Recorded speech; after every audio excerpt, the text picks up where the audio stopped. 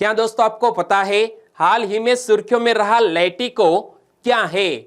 Doctor Bhimrao Baba Saheb Ambedkar सांस्कृतिक केंद्र की आधारशिला कहां रखी गई? हाल ही में किस देश के प्रधानमंत्री स्टीफन लॉफवेन ने पद से इस्तीफा दे दिया है? ऐसे ही 13 बड़ी खबरों को कवर करते हुए हमने आज का बोले तो 30 जून 2021 का करंट अफेयर का वीडियो तैयार किया है। क्वालिटी की दृष्टि से बेस्ट है यह वीडियो, आप लास्ट तक देखें। लास्ट में मैं आपसे एक क्वेश्चन पूछूंगा जिसका आंसर आपको नीचे कमेंट बॉक्स में देना है।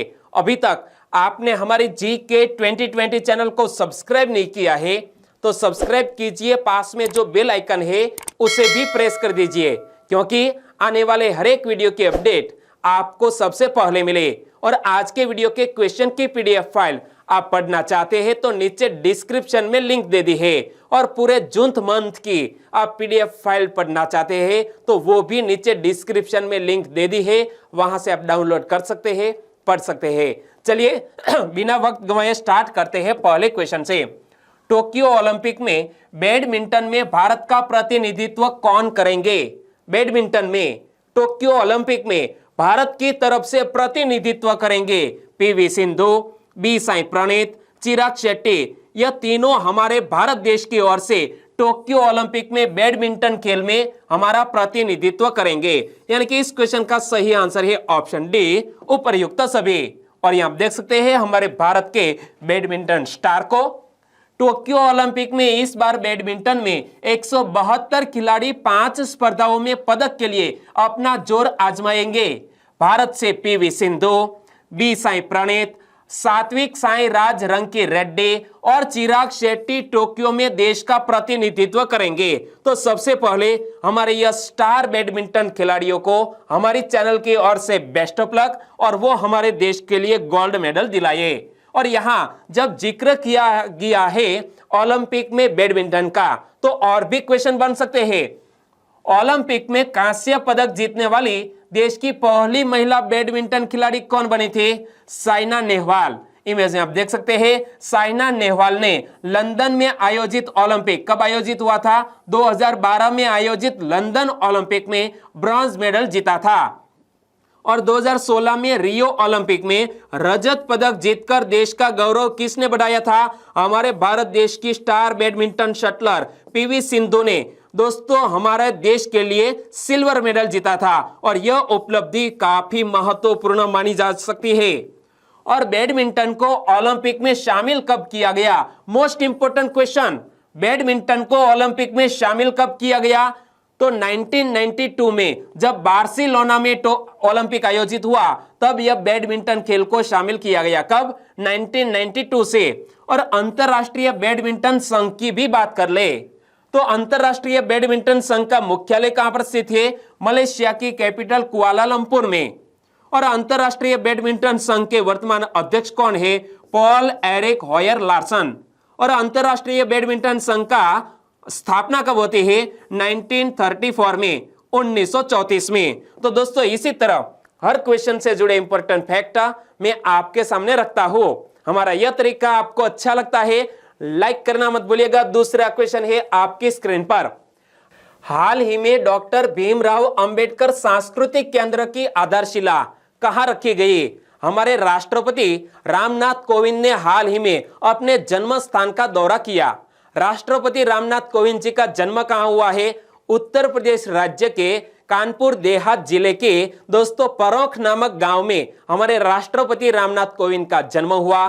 और हाल ही में वो लखनऊ भी गए और लखनऊ में डॉक्टर भीमराव अंबेडकर सांस्कृतिक केंद्र की आधारशिला रखी।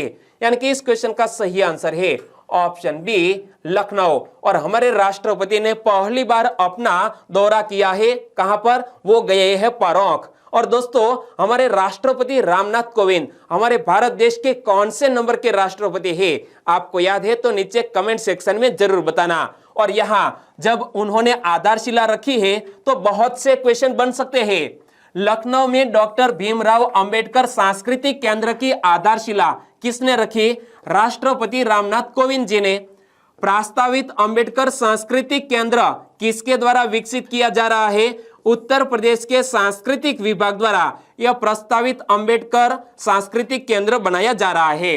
और अंबेडकर सांस्कृतिक केंद्र में 750 लोगों के बैठने की क्षमता वाला एक सभागार, पुस्तकालय, पिक्चर गैलरी, म्यूजियम, बहुउद्देशीय हॉल, डॉर्मेट्री, कैफेटेरिया और पार्किंग सहित कई सुविधाएं होंगे, जिसकी आधारशिला रखी है हमारे राष्ट्रपति ने। और इमेज में आप देख सकते हैं किस तरह का यह हमारा डॉक्टर भीमराव अंबेडकर सांस्कृतिक केंद्र बनेगा। और यहाँ दोस्तों एक पटांगण में बहुत बड़ी प्रतिमा भी स्थापित की जाने वाली है। तो उत्तर प्रदेश सरकार इस केंद्र के विकास पर कितने रुपए खर्च करेंगे? तकरीबन 45 करोड़ रुपए की लागत से यह केंद्र बनकर तैयार होगा। और डॉक्टर अंबेडकर सांस्कृतिक केंद्र का निर्माण लखनऊ में कहां किया जाएगा? ऐतिहासिक ईदगाह मैदान के पास 3 एकड़ की भूमि हाल ही में आवंटित की गई है, वहां पर यह डॉक्टर भीमराव अंबेडकर सांस्कृतिक केंद्र बनेगा। और अंबेडकर सांस्कृतिक केंद्र में डॉक्टर बाबा साहेब भीमराव अंबेडकर की एक विशाल प्रतिमा भी लगाई जाएगी। और इमेज में आप देख सकते हैं तो इसी तरह की एक विशाल प्रतिमा भी यहां लगाई जाएगी और इसे खूबसूरत तरीके से विकसित किया जाएगा।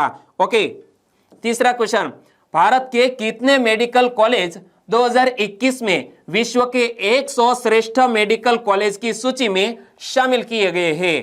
तो भारत के हाल ही में 6 मेडिकल कॉलेज 2021 में विश्व के 100 श्रेष्ठ मेडिकल कॉलेज की सूची में शामिल किए गए हैं। और यह एक बहुत बड़ी उपलब्धि कही जा सकती है, जिसका जिक्र हमारे दोस्तों प्रकाश जावड़ेकर जी ने किया है।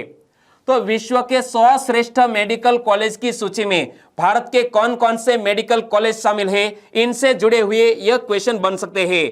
नई दिल्ली के अखिल भारतीय आयुर्विज्ञान संस्थान यानी कि एम्स को कौन सा स्थान मिला है? तो एम्स को इस लिस्ट में 23वें स्थान पर रखा गया है। यहां पर पढ़ सकते हैं, दिल्ली एम्स ने ऑक्सफोर्ड यूनिवर्सिटी मेडिकल कॉलेज को भी पीछे छोड़ दिया है और हमारा दिल्ली का एम्स 23वें स्थान पर रहा है। और पुणे का आर्म्ड फोर्सेस मेडिकल कॉलेज यानी कि AFMC armed forces medical college कौन से स्थान पर है? तो यह कॉलेज 34वें स्थान पर रहा है। यहां पर पढ़िए, armed forces medical college Pune 34वें स्थान पर, क्रिश्चियन मेडिकल कॉलेज वेल्लोर 49वें स्थान पर, JIPMER पुदुचेरी 59वें स्थान पर और मद्रास मेडिकल कॉलेज चेन्नई 64वें स्थान पर रहा है। और institute of medical science BHU Varanasi वो 72वें स्थान पर रहा है। तो इसी तरह के 6 इंस्टीट्यूट इस सूची में शामिल किए गए हैं। और ये फैक्ट याद रख लीजिए कि अमेरिका की Hopkins university school of medicine को टॉप 100 में पहला स्थान प्राप्त हुआ है। किसको? अमेरिका की Hopkins university school of medicine को। ओके, इसके अलावा इस सूची में क्रिश्चियन मेडिकल कॉलेज क्या CMC Vellore, JIPMER Puducherry, medical college Chennai और IMS बनारस हिंदू विश्वविद्यालय टॉप 100 में शामिल हमारे मेडिकल संस्थान है। और CEO वर्ल्ड पत्रिका के अनुसार Johns Hopkins university school of Medicine ने 2021 के लिए दुनिया के मेडिकल स्कूल का प्रतिष्ठित खिताब हासिल किया है। तो याद रख लो, John Hopkins university school of medicine इस लिस्ट में पहले स्थान पर है। और हार्वर्ड मेडिकल स्कूल ने सम्मानजनक दूसरा स्थान अर्जित किया। और पेंसिल्वेनिया विश्वविद्यालय में पेरेलमैन स्कूल ऑफ मेडिसिन तीसरे स्थान पर रहा है। और 2021 की रैंकिंग ने NYU Grossman school of medicine चौथे स्थान पर रहा है। चौथे स्थान पर कौन है? यहां पर पढ़ सकते हैं, NYU Grossman school of medicine इस लिस्ट में चौथे स्थान पर है। जबकि Stanford university school of medicine 5वें स्थान पर जगह बना पाया है। और CEO वर्ल्ड पत्रिका के 2021 के लिए दुनिया के सर्वश्रेष्ठ मेडिकल स्कूल गुणवत्ता के 7 प्रमुख संकेतकों पर आधारित है। और ये संकेतक इस तरह है। तो दोस्तों याद रखो कि 7 संकेतकों को ध्यान में रखते हुए यह मेडिकल कॉलेजों को रैंकिंग प्रदान की गई है। यह 7 कौन कौन से संकेतक है? तो यहां पर पढ़ सकते हैं, अकादमिक प्रतिष्ठा, दूसरा है प्रवेश पात्रता, तीसरा है विशेषज्ञता, चौथा है वैश्विक प्रतिष्ठा और प्रभाव, पांचवा है वार्षिक ट्यूशन फीस, छठा है अनुसंधान प्रदर्शन और सातवां है छात्र संतुष्टि। यह 7 संकेतकों के आधार पर यह रैंकिंग प्रदान की गई है। चौथा क्वेश्चन, किस देश के प्रधानमंत्री स्टीफन लॉफवेन ने अपने पद से इस्तीफा दे दिया है? हाल ही में दोस्तों तकरीबन 1 सप्ताह पहले मैंने आपको बताया था जब विरोध प्रस्ताव पारित किया गया था। स्टीफन लॉफवेन किस देश के? स्वीडन देश के प्रधानमंत्री हैं जिन्होंने हाल ही में पद से इस्तीफा दे दिया है। यानी कि इस क्वेश्चन का सही आंसर है स्टीफन लॉफवेन, बोले तो स्वीडन देश के प्रधानमंत्री जिन्होंने हाल ही में पद से इस्तीफा दे दिया। स्वीडन के प्रधानमंत्री स्टीफन लॉफवेन ने इस्तीफा दे दिया है और सप्ताह भर पहले वह संसद में विश्वास मत हार गए थे। श्री लॉफवेन के पास स्नेप पोल चुनाव कराने का या फिर इस्तीफा देने का विकल्प ही बचा था, यानी कि वो फिर से स्नेप पोल चुनाव करवा सकते थे, लेकिन कोविड-19 को ध्यान में रखते हुए उन्होंने स्नेप पोल चुनाव नहीं चुना और पद से इस्तीफा दे दिया है। तो स्टीफन लॉफवेन ने संवाददाता सम्मेलन में कहा कि कोविड महामारी के मुश्किल भरे हालात तथा आम चुनाव महज 1 साल दूर होने को ध्यान में रखते हुए स्नेप पोल कराना स्वीडन के हक में नहीं होगा। तो दोस्तों यह बात हुई ना कि विकसित देश है वो अपने जो पद या कुर्सी की मोह नहीं रखते और उन्होंने पद से इस्तीफा दे दिया है। पांचवा क्वेश्चन, पीवी नरसिम्हा राव निम्न में से किस राज्य के मुख्यमंत्री रह चुके हैं? पीवी नरसिम्हा राव की हाल ही में 100वीं जन्म जयंती मनाई गई और हमारे प्रधानमंत्री श्री ने हमारे भारत देश के पूर्व प्रधानमंत्री को याद किया। तो पीवी नरसिम्हा राव दोस्तों आंध्र प्रदेश के मुख्यमंत्री रह चुके हैं और हाल ही में 100वीं जन्म जयंती मनाई गई। और यहां पर पढ़ सकते हैं भारत के पूर्व प्रधानमंत्री स्वर्गस्थ श्री पीवी नरसिम्हा राव जी की 100वीं जन्म जयंती पर उन्हें सादर नमन। राष्ट्र ने पूर्व प्रधानमंत्री श्री पीवी नरसिम्हा राव की 100वीं जयंती पर उन्हें श्रद्धांजलि अर्पित की और राष्ट्र विकास में उन्होंने भरपूर योगदान दिया।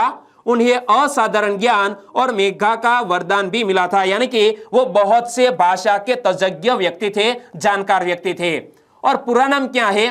पामुलापति वेंकट नरसिम्हा राव। क्या पूरा नाम है? पामुलापति वेंकट नरसिम्हा राव, पीवी नरसिम्हा राव का पूरा नाम है। जन्म 28 जून 1921 को तत्कालीन आंध्र प्रदेश के करीमनगर जिले के एक गांव में हुआ था, जो कि वर्तमान में यह तेलंगाना राज्य का एक क्षेत्र है। यह करीमनगर अब तेलंगाना का एक क्षेत्र बन गया है। और श्री पीवी नरसिम्हा राव भारतीय विद्या भवन के आंध्र केंद्र के भी अध्यक्ष रह चुके हैं। और पीवी नरसिम्हा राव का पूरा नाम याद रख लो, पामुलापति वेंकट नरसिम्हा राव। और भारत के 9वें प्रधानमंत्री के रूप में वो जाने जाते हैं। और पीवी नरसिम्हा राव को लोग राजनीति का चाणक्य भी कहते हैं। क्या राजनीति का चाणक्य किसे कहा जाता है? पीवी नरसिम्हा राव को कहा जाता है, याद रख लीजिए। छठा क्वेश्चन, डीआरडीओ ने उन्नत अग्नि पी बैलिस्टिक मिसाइल का सफलतापूर्वक परीक्षण कहां से किया? डीआरडीओ ने पिछले 1 सप्ताह में 4 बार सफल परीक्षण किया है और हाल ही में यह अग्नि पी बैलिस्टिक मिसाइल का सफलतापूर्वक परीक्षण किया गया है डॉक्टर एपीजे अब्दुल कलाम द्वीप, ओडिशा से। यानी कि इस क्वेश्चन का सही आंसर है ऑप्शन बी। रक्षा अनुसंधान एवं विकास संगठन यानी कि डीआरडीओ ने उन्नत अग्नि पी बैलिस्टिक मिसाइल का सफलतापूर्वक परीक्षण किया। इमेज में आप देख सकते हैं। लेकिन यह परीक्षण कहां से किया गया? ओडिशा के बालेश्वर तट पर डॉक्टर एपीजे अब्दुल कलाम द्वीप से। और डॉक्टर एपीजे अब्दुल कलाम द्वीप का पूर्व का नाम क्या है? व्हीलर द्वीप है, बाद में नाम बदल दिया गया। और नई पीढ़ी की परमाणु सक्षम बैलिस्टिक मिसाइल अग्नि पी ने उच्च स्तरीय सटीकता के साथ सभी मिशन उद्देश्यों को पूरा करते हुए अपने लिए निर्धारित लक्ष्य को भेदने में सक्षम रहे। और यह एक कनस्तरीकृत मिसाइल है जिसकी मारक क्षमता 1000 किलोमीटर से 2000 किलोमीटर तक की है। और कुछ समय पहले यानी कि 1 सप्ताह पहले 4 से 5000 किलोमीटर की मारक क्षमता वाला एक मिसाइल का सफल परीक्षण डीआरडीओ ने किया था। आपको याद है तो नीचे कमेंट सेक्शन में जरूर बताना मिसाइल का नाम क्या था। 7वां क्वेश्चन, न्यायमूर्ति श्री रवि विजय कुमार मलिथम ने किस राज्य के उच्च न्यायालय के मुख्य न्यायाधीश का कार्यभार संभाला? पहले तो नाम थोड़ा लंबा है, एक बार फिर से पढ़ लीजिए। न्यायमूर्ति श्री रवि विजय कुमार मलिथम वो किस राज्य के उच्च न्यायालय के मुख्य न्यायाधीश बन गए हैं? हिमाचल प्रदेश के मुख्य न्यायाधीश का कार्यभार संभाल लिया है। यानी कि इस क्वेश्चन का सही आंसर है हिमाचल प्रदेश। राष्ट्रपति ने संविधान के अनुच्छेद 223 में निहित अधिकारों का प्रयोग करते हुए न्यायमूर्ति श्री रवि विजय कुमार मलिथम को हिमाचल प्रदेश उच्च न्यायालय का मुख्य न्यायाधीश नियुक्त किया है। तो याद रखो कि मुख्य न्यायाधीश की नियुक्ति कौन करता है? हमारे देश के राष्ट्रपति। और संविधान के किस अनुच्छेद में यह शक्ति प्राप्त है? संविधान के अनुच्छेद 223 में निहित अधिकारों का उपयोग करते हुए राष्ट्रपति वो सभी राज्यों या तो जो भी राज्यों में हाईकोर्ट है वहां चीफ जस्टिस की नियुक्ति करते हैं। और न्यायमूर्ति श्री रवि विजय कुमार मलिथम 1 जुलाई 2021 को अपना पदभार ग्रहण करेंगे।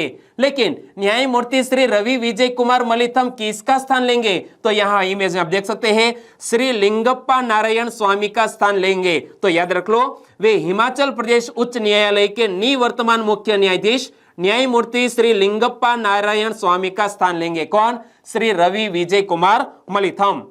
और न्यायमूर्ति श्री रवि विजय कुमार मलिथम ने कर्नाटक उच्च न्यायालय और मद्रास उच्च न्यायालय के साथ ही भारत के उच्चतम न्यायालय में दीवानी, फौजदारी, संवैधानिक मामलों, श्रम, कंपनी और सेवा मामलों के क्षेत्र में अधिवक्ता के रूप में लगभग 20 वर्ष तक कार्य किया है। यानी कि एक लंबे समय तक उन्होंने इस क्षेत्र में काम किया है और संवैधानिक मामलों में उन्हें विशेषज्ञता भी प्राप्त है।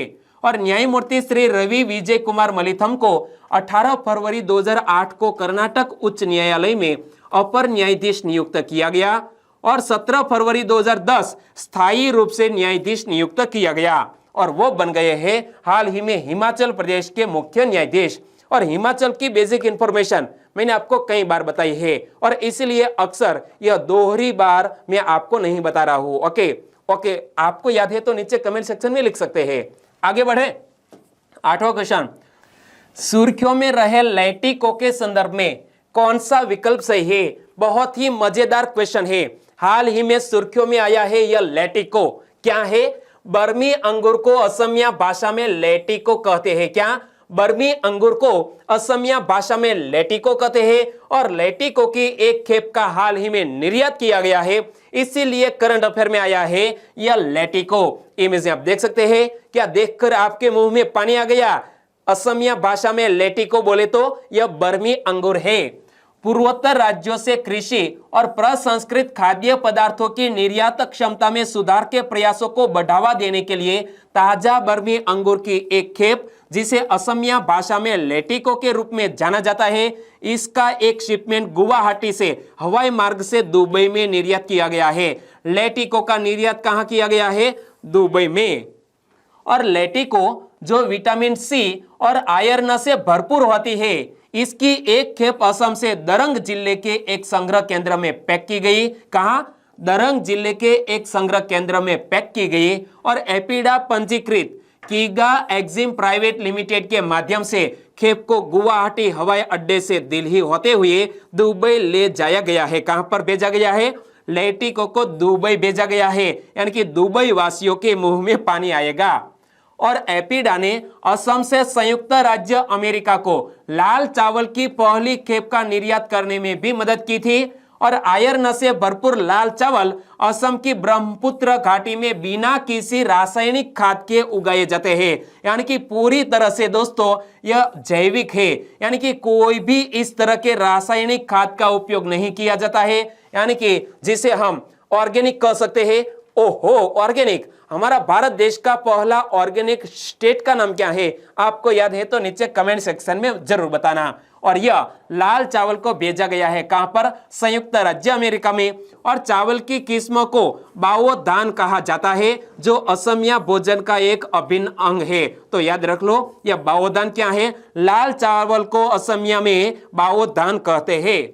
और एपिडा ने लंदन को भौगोलिक संकेतक, यानी कि ऐसे उत्पाद जिसे जीआई टैग भी मिला है, ऐसे जीआई प्रमाणित गेजी नीमो, असम नींबू जिसका नाम है गेजी नीमो, के निर्यात में भी सहायता की। इमेज आप देख सकते हैं। ऐसे तो नींबू मैंने कभी नहीं देखे और इस नींबू का नाम क्या है? गेजी नीमो। जीआई टैग भी प्राप्त है और कहां का है दोस्तों? याद रख लो, असम का है यह नींबू।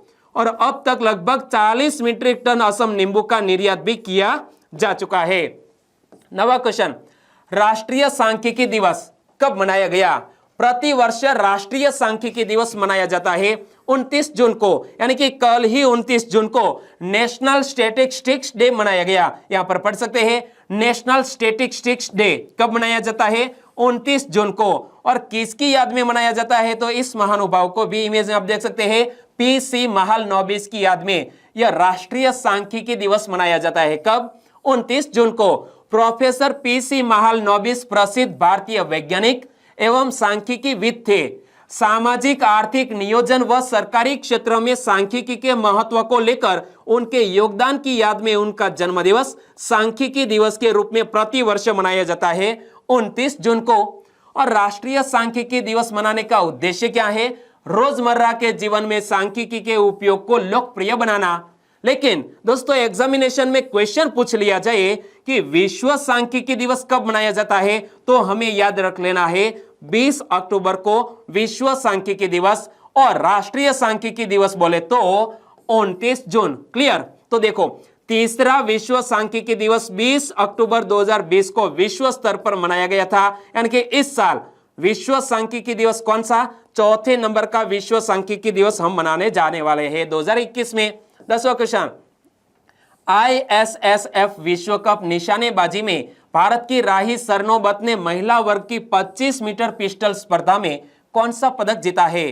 हाल ही में यह ISSF की यह विश्व कप निशानेबाजी प्रतियोगिता आयोजित की गई, जिसमें भारत की एक जाने मानी शूटर राही सरनोबत ने गोल्ड मेडल जीता है। किस कैटेगरी में? महिला वर्ग की 25 मीटर पिस्टल स्पर्धा में गोल्ड मेडल जीता और हमारे देश का गौरव बढ़ाया। और इमेज में आप देख सकते हैं राही सरनोबत को। ISSF विश्व कप निशानेबाजी में भारत की राही सरनोबत ने क्रोएशिया में महिला वर्ग के 25 मीटर पिस्टल स्पर्धा में स्वर्ण पदक जीता है। तो यह ISSF विश्व कप निशानेबाजी प्रतियोगिता कहां आयोजित की गई है? क्रोएशिया में। और हमारे देश की 30 वर्षीय राही सरनोबत ने 25 मीटर पिस्टल स्पर्धा के फाइनल में 50 में से 39 शॉट लगाए और भारत के लिए पहला स्वर्ण पदक जीत लिया है। 11वां क्वेश्चन, वित्त मंत्री ने विदेशी पर्यटकों के लिए कितने वीजा निःशुल्क जारी करने की घोषणा की? हमारे देश की वित्त मंत्री ने हाल ही में हमारे देश की अर्थव्यवस्था को फिर से पटरी पर लाने के लिए बहुत से आर्थिक सुधारों की घोषणा की है। और वित्त मंत्री ने विदेशी पर्यटकों के लिए हाल ही में 5 लाख कितने 5 लाख वीजा निःशुल्क जारी करने की घोषणा की है, यानी कि इस क्वेश्चन का सही आंसर है 5 लाख। वित्त मंत्री ने पर्यटन क्षेत्र को पुनर्जीवित करने के लिए 11,000 पंजीकृत टूरिस्ट गाइड और पर्यटन क्षेत्र से जुड़े हितधारकों के लिए भी बड़े राहत की पैकेज की घोषणा की है। इसके अंतर्गत 100% गारंटी के साथ 10 लाख रुपए तक का ऋण ट्रेवल और टूर एजेंसी को दिया जाएगा। और राज्य और क्षेत्रीय स्तर पर पंजीकृत और लाइसेंस प्राप्त टूरिस्ट गाइड 1 लाख रुपए तक का ऋण ले सकते हैं। और वित्त मंत्री श्री ने यह भी घोषणा की, जहां से मैंने क्वेश्चन सेट किया, वित्त मंत्री ने विदेशी पर्यटकों के लिए 5 लाख वीजा निःशुल्क जारी करने की घोषणा की है। और यह स्कीम 31 मार्च 2022 तक या 5 लाख वीजा होने तक लागू रहेगी। 12वां क्वेश्चन, अन्नू रानी का संबंध किस खेल से है? इमेज में आप देख सकते हैं। हाल ही में दोस्तों अंतरराज्यीय प्रतियोगिता आयोजित की गई है। और यह कहां पर आयोजित की गई है? पटियाला में। पटियाला में आयोजित इस इवेंट में अन्नू रानी ने दोस्तों गोल्ड मेडल जीता है। लेकिन अन्नू रानी का संबंध किस खेल से है? वो एक जानी मानी जेवलिन थ्रो करने वाली महिला है, मतलब भाला फेंक में गोल्ड मेडल जीता, यानी कि इस क्वेश्चन का सही आंसर है भाला फेंक। और पहले तो इस इमेज को देखिए, एथलेटिक्स फेडरेशन ऑफ इंडिया द्वारा आयोजित 60वीं national inter state senior athletic championship 2021 कहां आयोजित की गई है? पटियाला में। भारतीय एथलेटिक्स महासंघ ने 60वीं राष्ट्रीय अंतरराज्यीय सीनियर एथलेटिक चैंपियनशिप का आयोजन पटियाला में 25 से 29 जून तक किया, यानी कि कल ही यह राज्य स्तरीय इवेंट संपन्न हुए। और महिलाओं की भाला फेंक प्रतियोगिता में राष्ट्रीय रिकॉर्ड बनाने वाली अन्नू रानी का सर्वोत्तम प्रदर्शन 62.83 मीटर का रहा और उन्होंने गोल्ड मेडल जीता है। इमेज आप देख सकते हैं। एग्जामिनेशन में सिंपल सा क्वेश्चन पूछ लिया जाए कि अन्नू रानी का संबंध किस खेल से है, तो हमें याद रख लेना है भाला फेंक। 13वां और लास्ट क्वेश्चन, निम्न में से किस कृषि संस्थान के वैज्ञानिकों ने अमरूद की एक अनोखी किस्म काला अमरूद विकसित किया है? दोस्तों, हाल ही में बिहार कृषि विश्वविद्यालय भागलपुर के वैज्ञानिकों ने अमरूद की एक अनोखी किस्म काला अमरूद विकसित किया है। यानी कि इस क्वेश्चन का सही आंसर है ऑप्शन डी, बिहार कृषि विश्वविद्यालय भागलपुर। और यहां इमेज में देख सकते हैं काला अमरूद। मैंने कभी नहीं देखा, कभी नहीं खाया, लेकिन यह नई किस्म को विकसित किया है बिहार कृषि महाविद्यालय भागलपुर ने। बिहार कृषि विश्वविद्यालय भागलपुर के वैज्ञानिकों ने अमरूद की एक अनोखी किस्म काला अमरूद विकसित किया है और इसमें प्रचुर मात्रा में एंटीऑक्सीडेंट, खनिज और विटामिन है। और यहां फिर से देखिए, यह है काले अमरूद। और दोस्तों, अमरूद का सीजन कौन से मौसम में आता है, आपको याद है तो नीचे कमेंट सेक्शन में जरूर बताना। विश्वविद्यालय के एसोसिएट निदेशक डॉक्टर एम फिजा अहमद ने कहा है कि इसे 3 वर्ष से अधिक के अनुसंधान के बाद विकसित किया गया है। यानी कि काले अमरूद बनाने में 3 साल का वक्त गुजर गया और इसके आकार, सुगंध और लंबे समय तक रहने के लिए कुछ सुधार के बाद जल्द ही इसे व्यावसायिक खेती के लिए शुरू किया जा सकता है। यानी कि इसकी दोस्तों कॉमर्शियल आप खेती भी कर सकेंगे। और अब बात करते हैं लास्ट वीडियो के क्वेश्चन की। लास्ट वीडियो में भी यह कमलम सुर्खियों में आया और कमलम नाम किसने दिया है? गुजरात सरकार ने ड्रैगन फ्रूट को कमलम नाम दिया है क्योंकि इसका जो आकार है ना वो कुछ कमल के तरह है।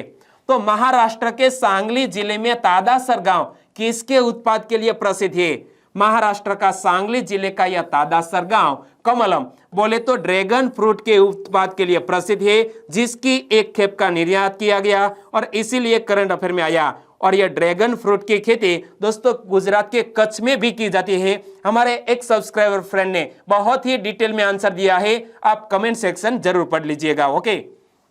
और सही आंसर देने वाले कुछ फ्रेंड के नाम लेना चाहूंगा, तो वो है जोशी विक्रम, चेतन जे राजपूत, वसावा दीप्तेश, मेहुल मकवाना, अनिल कुमार बोड़त, भरत वाघेला, पहाड़ सिंह उमट, जीवनाथ हमारे साथ पहली बार जुड़े हैं, आपका भी हमारे चैनल में स्वागत। पूजाबा जाला जाडेजा, हर्षित मकवाना, ठाकुर धवलजी प्रताप जी, करण कनोजिया, राहुल देवड़ा, प्रकाश कासोड़े, दान सिंह चौहान, किंजल चावड़ा, इन सभी दोस्तों ने बिल्कुल सही जिक्र किया है ड्रैगन फ्रूट का। मेघा परमार, अंकिता स्पेशल, निशिता पटेल, काल सिंह मावी, प्रवीण मकवाना, सुमित्रा परमार, कंजरिया, रश्मिता, आरती मकवाना, सभी दोस्तों को बहुत बहुत धन्यवाद। और आज के वीडियो का क्वेश्चन ए रहा स्क्रीन पर, सभी प्रारूपों में पदार्पण करने वाली सबसे कम उम्र की भारतीय क्रिकेटर कौन बन गई? 4 महिला क्रिकेटर के नाम आपकी स्क्रीन पर है, आपको बताना है सभी प्रारूपों में T20, वनडे और टेस्ट में पदार्पण करने वाली सबसे कम उम्र की भारतीय क्रिकेटर कौन बने, जिन्होंने टेस्ट में डेब्यू करने के साथ ही दोस्तों पहली इनिंग और दूसरी इनिंग में भी अर्धशतक जड़ा था। और तब भी मैंने आपको यह महिला क्रिकेटर के बारे में बताया था, आपको याद है तो नीचे कमेंट सेक्शन में जरूर बताना। और दोस्तों वीडियो वाकई में अच्छा लगा है, हेल्पफुल लगा है, तो आपके दोस्तों को फेसबुक, व्हाट्सएप या टेलीग्राम के जरिए इस वीडियो के लिंक शेयर करना मत भूलिएगा। बस छोटी सी उम्मीद के साथ वीडियो खत्म करते हैं, फिर मिलेंगे नए करंट अफेयर वीडियो के साथ। तब तक के लिए टेक केयर एंड जय हिंद।